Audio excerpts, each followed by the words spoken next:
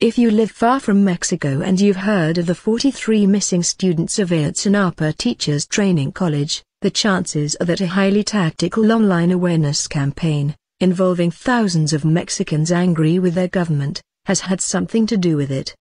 The students were left-wingers, on their way to a protest.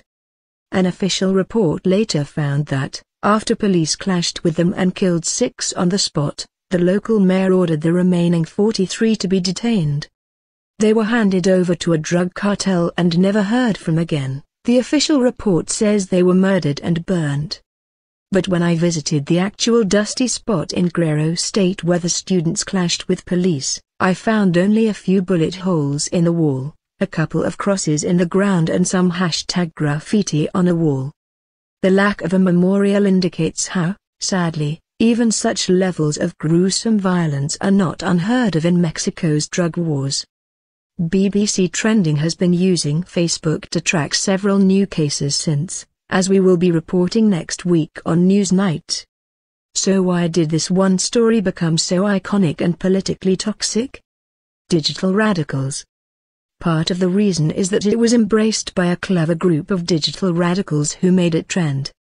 Late last year, we reported on the I am tired, #YummyCants, hashtag, which trended globally for weeks and has now been used more than 4 million times.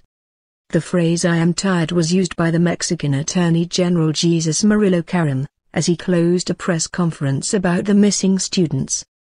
Many started to use the phrase in anger on Twitter, but what was striking was how, within just 60 minutes, a blogger who wouldn't tell us his real name had started a sophisticated campaign to make it a global trend, and turn it into street protests. That anonymous blogger has been at the heart of several angry online campaigns since. He agreed to meet me, and reveal his name, in a Mexico City cafe earlier this week.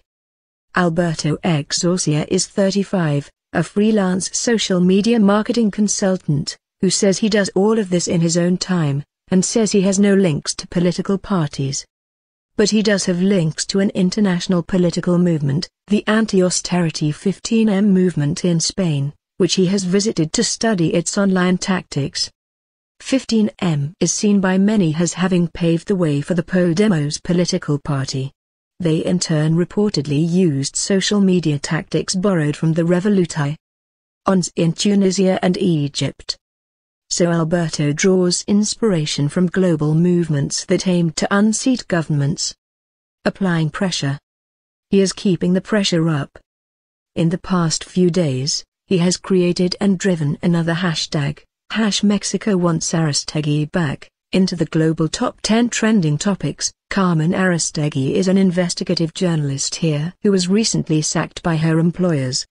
The hashtag, which is notably in English, has been used 250,000 times. He maintains that all of these tweets are real people, not bots or fake accounts, which he accuses the government of using. Most are aged 19 to 30, he says, many of them students. So is his end game, like Podemos in Spain or Syriza in Greece, to unseat the government?